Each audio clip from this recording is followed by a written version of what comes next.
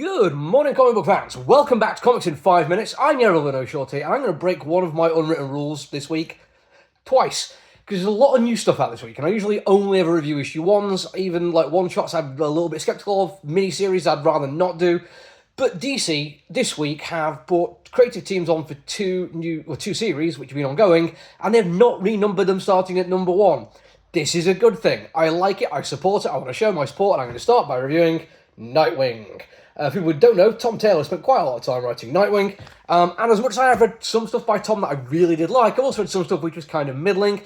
He's worth me talking about in his own way, but to be honest, this is more about just Dan Waters taking over.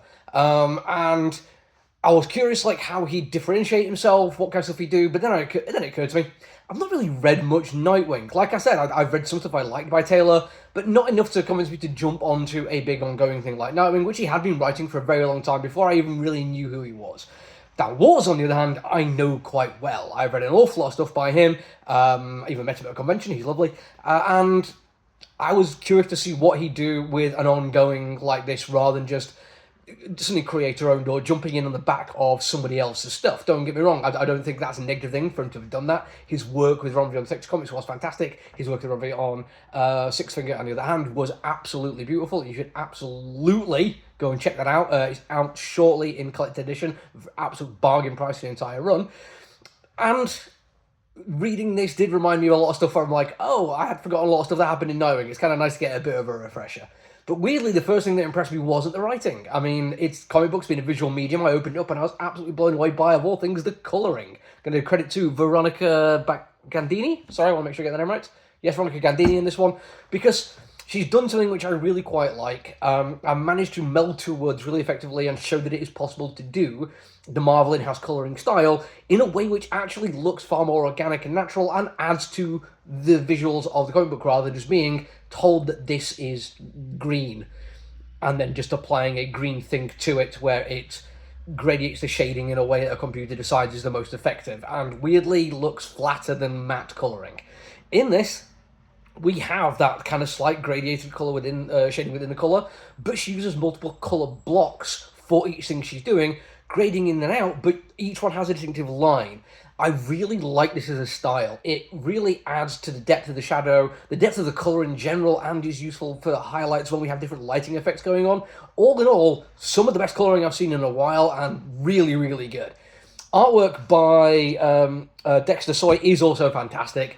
Very early on, we get a look at a Pierrot clown, or something very, very similar to it at least. And of all the clowns, Pierrots are my least favourite. There's something inherently creepy about them. And there's an extra layer of creepiness here as well. We get something which I'm fairly sure has been done before, but I can't remember, which is the idea of the flying Graysons. But instead of them being just on trapezes and that kind of thing, it is mannequins, not mannequins, puppets, puppeteer, moving them around.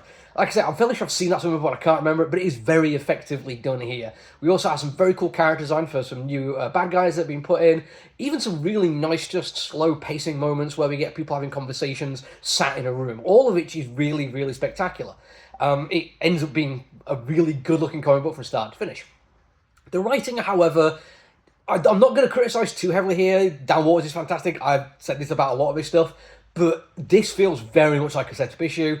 There's this thing where he introduces a whole bunch of characters, but not for very long at all, which is a very, very bold choice to make, but it feels like he's put his foot right down on the gas and they had to take it up very quickly afterwards to then do some exposition, leading to actually what is going on, playing off that little bluff that we were all going to be thinking that what we've been told in the first few pages is actually what the story's going to be about.